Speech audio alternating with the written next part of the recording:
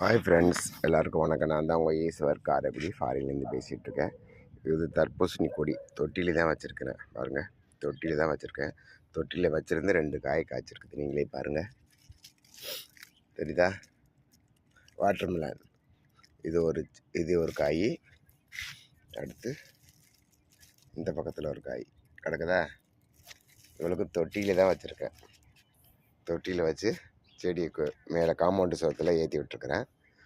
2 காய் கிடக்குது. நல்லா 2 காய் கிடக்குது பாருங்கள். 2 காய் கிடக்குது. அப்படியே நம்ம தோட்டம் இப்போதான் வெயில் முடிஞ்சு குளிர் ஆரம்பிக்க போகுது. அதனால் இன்னும் கொஞ்சம் கொஞ்சமாக தோட்டத்தில் வைக்கணும் எல்லாமே. இதில் முருங்கை மரம் தொட்டியில் குச்சி கொண்டாந்து நட்டு வச்சேன். தொட்டியில் குச்சி நட்டு வச்சு முருங்கை மரம் இந்த அளவுக்கு அழகாக தளைஞ்சிருக்கு பாருங்கள். நீங்களே அழகாது. கீரை, தண்டு கீரை இன்னும் நான் பறிக்கவே இல்லை. உடம்பு சரியால பறிக்க முடியல. அது சைனீஸ் கீரை பாருங்கள், எவ்வளோ தளைஞ்சிருக்கு பாருங்கள். இது சைனீஸ் கீரை நிறைய தளைஞ்சிருக்கு, அறுவடை பண்ணணும். இது வந்து மணத்தக்காளியோடைய கீரை.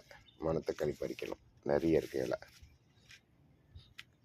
பாருங்கள். கீரை நிறைய இருக்குது நம்ம தோட்டத்தில்.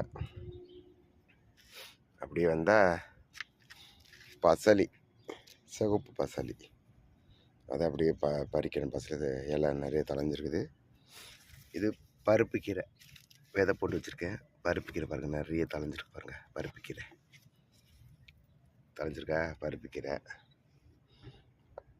அப்புறம் பார்த்தா வெளியில் ஒரு முருங்கை மரம் நட்டு வச்சுருக்கேன் பாருங்கள். விதை போட்டு கொண்டாந்து நட்டு வச்சுருக்கேன் ரோட்டுக்கு வெளியில் பாருங்கள். தெரியுதா? முருங்கை மரம் வெயிலில் அடைச்சி வச்சுருக்கிறேன்.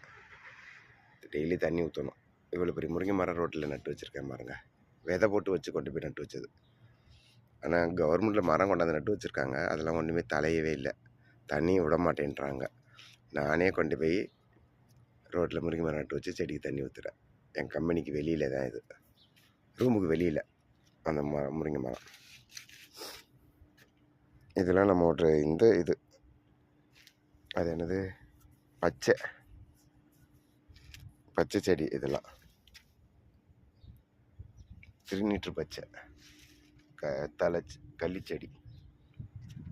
ஓகே ஃப்ரெண்ட்ஸ், நம்மளோட சேனல் பிடிச்சிருந்துச்சுன்னா ஈஸ்வர் காரைக்குடின்னு இருக்கு. லைக் பண்ணுங்கள், கமெண்ட் பண்ணுங்கள், சப்போர்ட் பண்ணுங்கள். உங்கள் ஆதரவுக்கு மிக்க நன்றி. Okay, bye, see you.